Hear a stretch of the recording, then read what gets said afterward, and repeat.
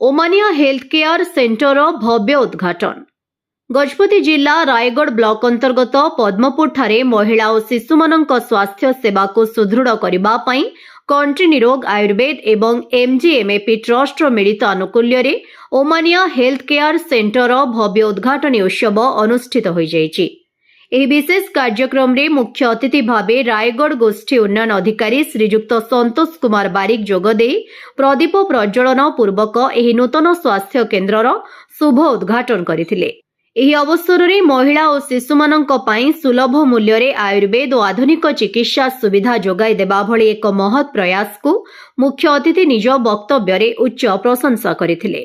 उद्घाटनी उत्सव में विशिष्ट अतिथि एवं सम्मानित पदाधिकारी भावे लखनऊ कंट्री निरोग आयुर्वेद director doctor Rakesh Lalit, director Shri Shashikant Srivastava, director Shri Jeevan Singh एवं विशिष्ट चिकित्सक डाक्टर भगवान राम उपस्थित थिले। एसहित भोपाल ओमानिया health care private limited director Shri Sharda Mishra एवं डायरेक्टर श्री राजपाल रावत जोगदे सेंटर लक्ष्य और भविष्य योजना संपर्क में आलोकपात करथिले।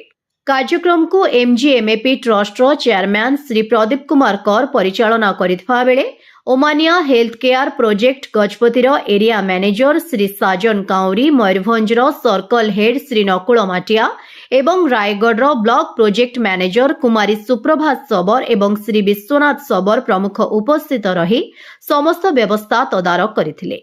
स्थानीय प्रतिनिधि भावे जलांग सरपंच श्री लावण्य सबर, पद्मपुर वार्ड मेंबर श्री शरद कुमार पात्र एवं विशिष्ट भद्र व्यक्ति माने जोगदे एही सेंटर स्थानीय जनसाधारणक पई अत्यंत मंगलदायक हेबो बोली मत व्यक्त करथिले। एही हेल्थ केयर सेंटर रे विशेष करी महिला मानकर ऋतुस्रावर समस्या हेले किंबा सेमाने जानि न पारिले विभिन्न प्रकारर गायनिक रोगरे पीड़ित हुअंती। एणु सेमाने प्राथमिक अवस्था किपरि निजे जानिपारिबे एवं हेल्थ केयर सेंटर को आसी डाक्तरंकर मागणा परामर्श नै एथिरु मुक्ति पाइबे एहार सुविधा उपलब्ध करा जायछि, जहा गजपति जिला एवं आखपाख अंचलर स्वास्थ्य सेवा क्षेत्र में एक नूतन अध्याय सृष्टि करिबो बोली अनुष्ठान पक्षरु आशा प्रकाश पाइछि। प्रदीप कुमार कर मो एमजीएमएपी ट्रस्ट चेयरमैन अछि एवं ओमानिया हेल्थ केयर प्रोजेक्ट मो मैनेजिंग डायरेक्टर अच्छे ओडिशा।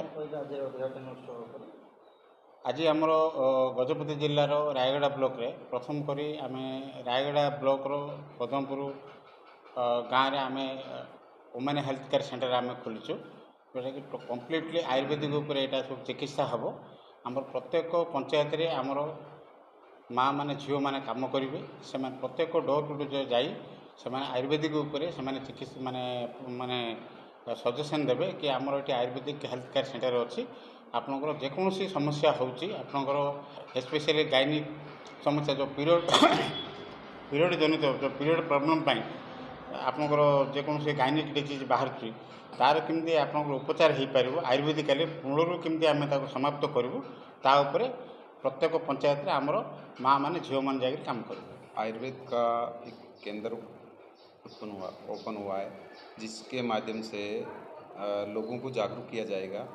आयुर्वेद के प्रति हमारे प्राकृतिक जो जड़ी बूटियाँ हैं उनके प्रति लोगों को जागरूक करेंगे। जी, ये जो जड़ी बूटियाँ हमारी जीवन शैली है, हम अपने जीवन शैली से दूर हो गए, इसीलिए बीमारियाँ महामारी बन गई।